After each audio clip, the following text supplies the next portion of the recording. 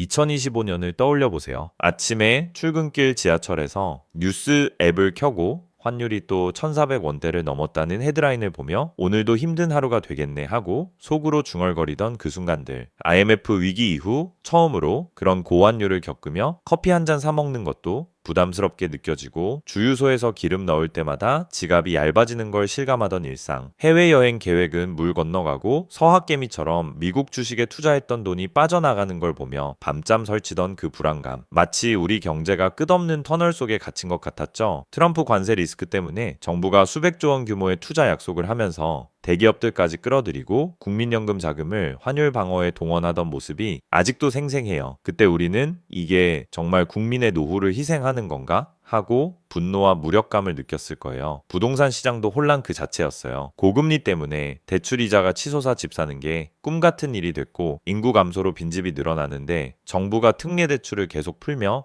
가격을 억지로 떠받치니 실제 거래는 얼어붙고 부유층과 서민 간 격차만 더 벌어졌죠. 이런저런 사건들이 쌓여 2025년은 정말 고통스러운 한 해로 기억되지만 이제 새해 2026년이 밝았어요. 이 영상을 보시는 건 그 힘든 시기를 지나 이제는 좀 나아질 수 있지 않을까라는 작은 희망 때문일 거예요. 지난 해는 저성장과 고물가, 돈 유출로 얼룩진 어두운 터널이었지만 올해 경제는 과연 어떤 빛을 보여줄까요? 정부의 대책들이 효과를 발휘해 안정으로 가는 길이 열릴까? 아니면 예상치 못한 더 큰 도전이 우리를 기다릴까? 상상해보세요. 환율이 안정되고 물가가 잡히며 부동산 시장이 정상화되는 그 밝은 그림. 하지만 그걸 실현하려면 우리는 2025년의 뼈아픈 교훈을 어떻게 활용해야 할까요? 그냥 기다리는 수동적인 태도가 아니라 적극적으로 대응하는 전략이 필요해요. 이 영상에서 그 힌트를 함께 찾아보죠. 오늘 생존의 경제학에서는 2025년 경제를 되돌아보며 2026년 미래를 제시하겠습니다. 떠나는 돈, 막으려는 정부, 그리고 위기의 부동산, 실제 데이터와 깊이 있는 통찰을 섞어 이 흐름을 깊이 파헤치고 여러분의 생존 전략까지 알려드릴게요. 영상 시작 전에 구독과 좋아요 눌러주시면 더 유익한 콘텐츠를 만드는데 큰 도움이 됩니다. 자, 그럼 본격적인 이야기 시작합니다.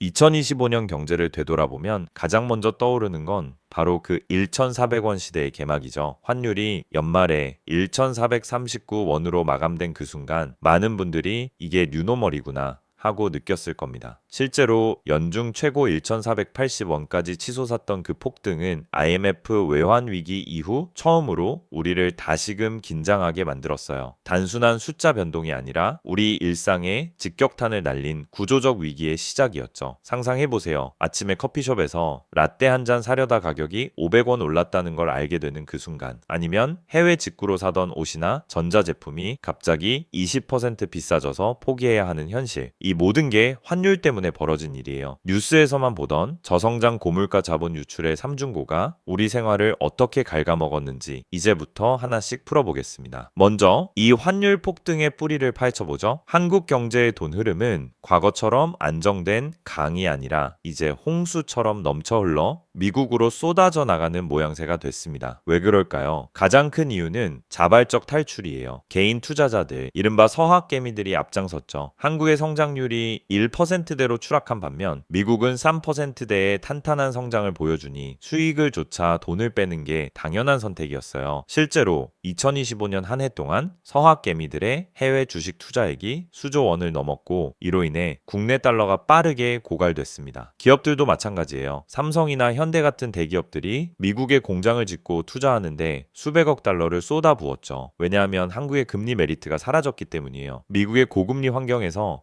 돈을 빌려 투자하는 게 더 이득이었으니까요. 이게 바로 개인 수익 추구라는 자발적 유출의 메커니즘입니다. 마치 집에 돈이 쌓여 있지만 더 좋은 이웃집으로 옮겨가는 것처럼요. 하지만 이 유출의 그림은 여기서 끝나지 않아요. 더 깊은 층위에서 강제적 유출이 작동하고 있었어요. 정부의 역할이 결정타였죠. 트럼프 행정부와의 협상에서 맺은 3,500억 달러, 약 500조 원 규모의 투자 약속을 기억하시나요? 정부가 2,000억 달러, 민간이 1,500억 달러를 미국에 투자하겠다라고 한 그 약속요. 이는 관세를 피하기 위한 외교적 선택이었지만 결과적으로 국내 달러를 대량으로 빼앗아 갔습니다. 한미 성장률 격차가 벌어진 상황에서 이 약속은 개인과 기업의 자발적 유출에 불을 지폈어요. 교차 분석해보면 개인은 돈을 벌기 위해, 국가와 대기업은 생존을 위해 미국으로 돈을 보낸 거예요. 이로 인해 환율이 1480원까지 터치한 건 필연이었죠. 더구나 이 과정에서 우리 경제의 펀더멘털이 붕괴되기 시작했어요. 저성장이 지속되면서 소득이 줄고 고물가가 물가를 끌어올리니 소비가 위축됐고 결국 자본 유출이 악순환을 만들었어요. 이 현상을 더 깊이 들여다보면 글로벌 경제의 불균형이 드러납니다. 미국의 강달러 정책과 한국의 구조적 약점이 맞물린 거예요. 예를 들어 미국의 3% 성장률은 테크 산업과 에너지 자립으로 뒷받침됐지만 한국은 반도체 의존도가 높아 글로벌 수요 변동에 취약했어요. 실제 데이터로 보면 2025년 한국의 잠재 성장률이 2% 아래로 떨어진 반면 미국은 인플레이션에도 불구하고 안정적이었죠. 이 격차가 돈의 흐름을 결정지었어요. 마치 물이 높은 곳에서 낮은 곳으로 흐르는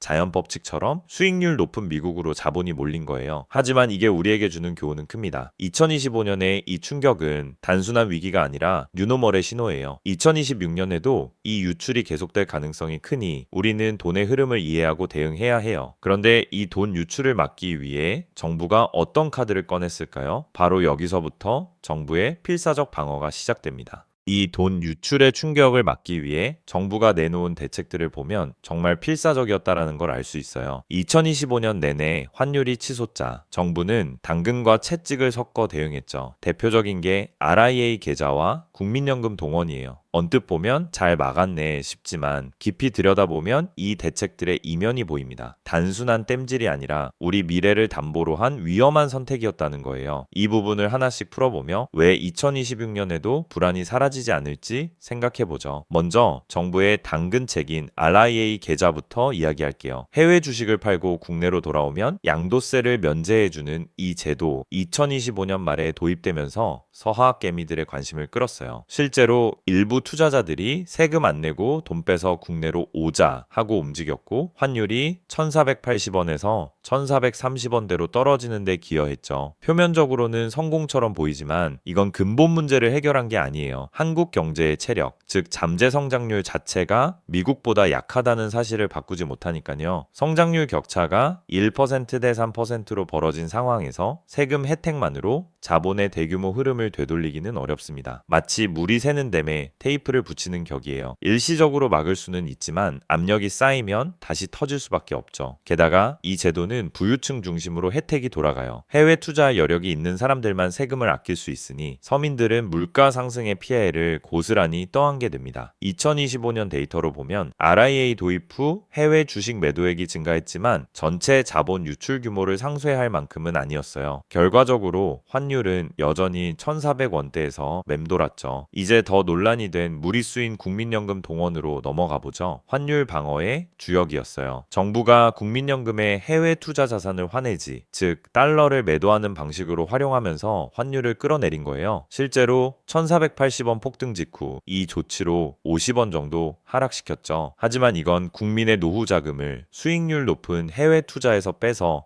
국내 방어에 쓰는 행위예요. 상상해보세요. 여러분의 퇴직연금이 미국의 안정적 수익을 포기하고 불안정한 국내 환율에 묶이는 거예요. 연금 수익률이 떨어지면 결국 우리 세대가 피해를 보죠. 2025년 분석 자료를 보면 국민연금의 해외 투자 비중이 줄면서 연간 수익률이 1에서 2% 하락할 가능성이 제기됐어요. 이는 단순한 숫자가 아니라 20에서 30년 후 은퇴 생활의 질을 떨어뜨리는 문제예요. 정부 입장에서는 외환 보유액이 바닥나서 어쩔 수 없는 선택이었겠지만 이는 영혼까지 끌어모은 방어예요. 카드가 바닥난 상황에서 국민 자산을 담보로 한 거죠. 더 큰 문제는 이게 선례가 된다는 거예요. 2026년에도 환율이 불안정하면 또 연금을 동원할 수 있으니 국가 신뢰가 흔들릴 수 있어요. 이 대책들의 이면을 종합해보면 2025년 정부의 노력은 일시적 안정에 그쳤어요. RIA는 세금 혜택으로 유혹하지만 경제 체력을 키우지 못하고 국민연금 동원은 미래를 희생하는 당이 처방이에요. 글로벌 경제에서 한국의 약점이 지속되는 한 이 흐름을 막기 어렵죠. 마치 비가 오는 들어오는 집에 지붕을 고치지 않고 양동이만 놓는 격이에요. 결국 2026년에는 이 불확실성이 더 커질 수 있어요. 환율이 1300원대로 돌아올 희망이 희박하고 금리 인상 압력이 쌓이면은 경제 전체가 더 압박받을 테니까요. 이 정부 방어의 여파가 가장 크게 미치는 분야가 바로 부동산 시장이에요. 고환율과 고금리가 지속되면서 부동산이 어떻게 될지 이제 그 이야기를 해보죠.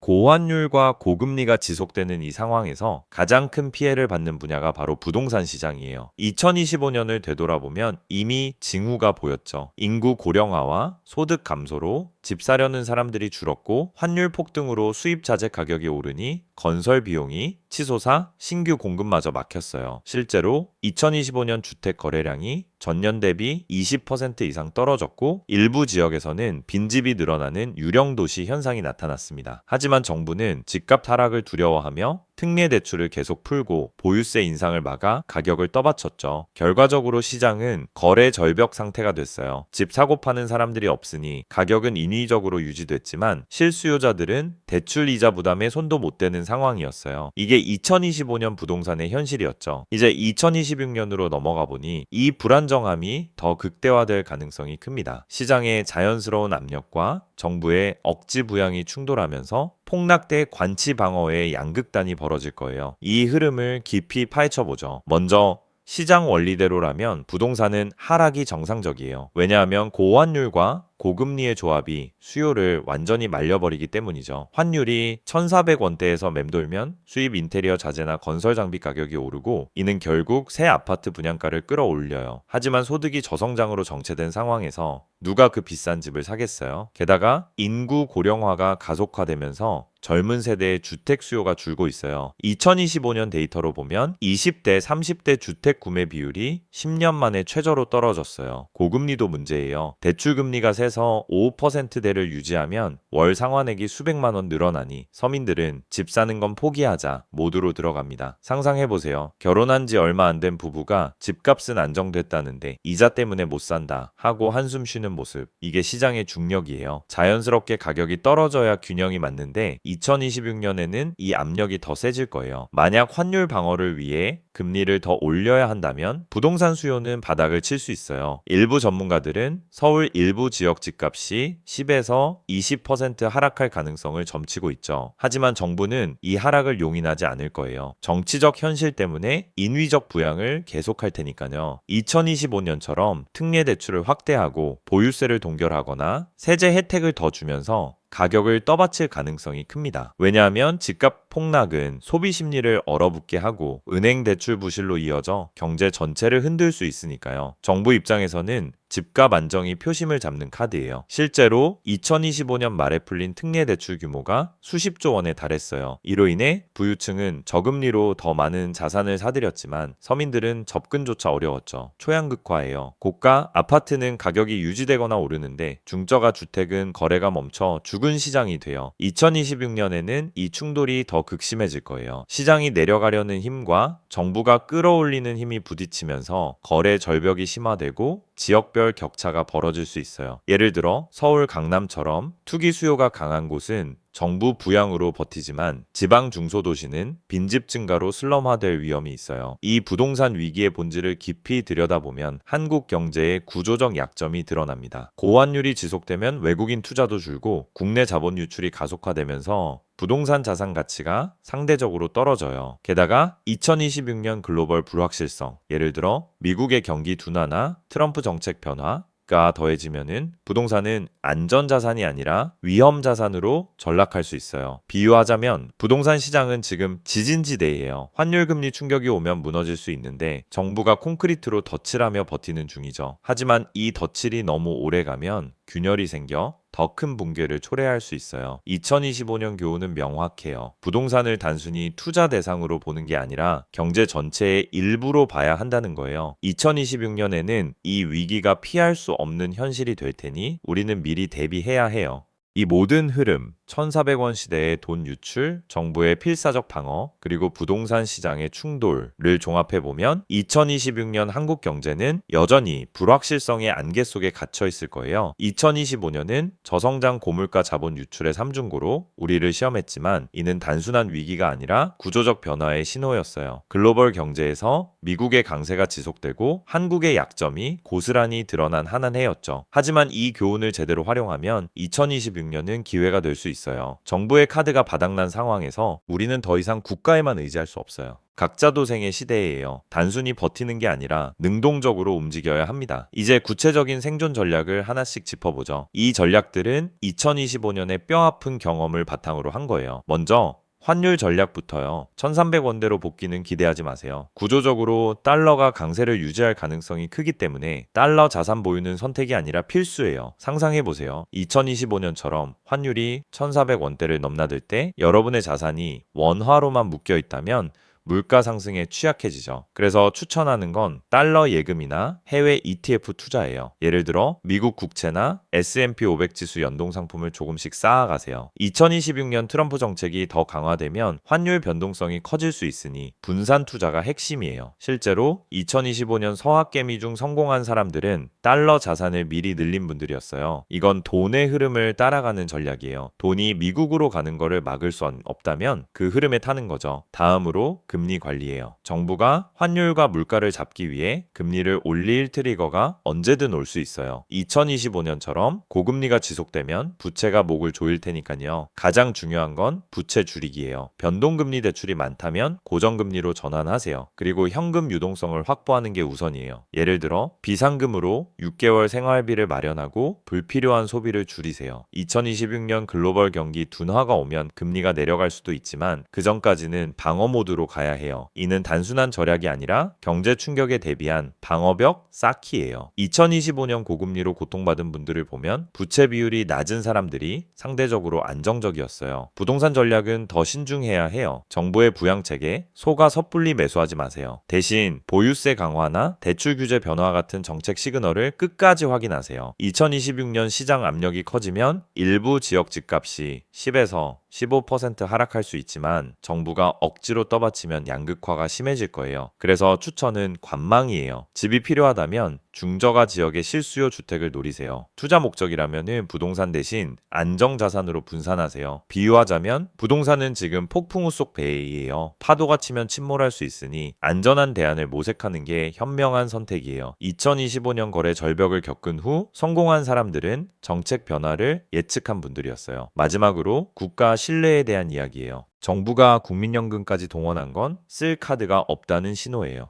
그래서 각자 도생 준비가 필수예요. 이는 비관이 아니라 현실이에요. 2026년 경제를 상상해보세요. 환율 안정과 금리 하락으로 회복되는 시나리오가 있지만 글로벌 불확실성으로 더 나빠질 수도 있어요. 그래서 우리는 시스템에 의지하는 대신 자신을 업그레이드 해야 해요. 부업 찾기, 스킬 배우기, 자산 다각화. 이게 진짜 생존 무기예요. 역사적으로 큰 부는 격변기에서 탄생했어요. 2025년 위기를 기회로 삼은 사람들이 2026년 주인이 될 거예요. 변화의 물결을 두려워하지 않고 그 파도를 타는 자만이 미래를 주도할 수 있습니다. 여러분이 이 시대의 중심에서 생존해 나갈 수 있도록 생존의 경제학이 늘 함께하겠습니다. 오늘 이야기가 2026년 여러분의 새로운 시작점이 되길 바래요. 내용이 유익하셨다면 구독과 좋아요로 응원해주세요. 더 날카로운 통찰과 현실 전략으로 다시 찾아뵐게요. 지금까지 생존의 경제학이었습니다. 감사합니다.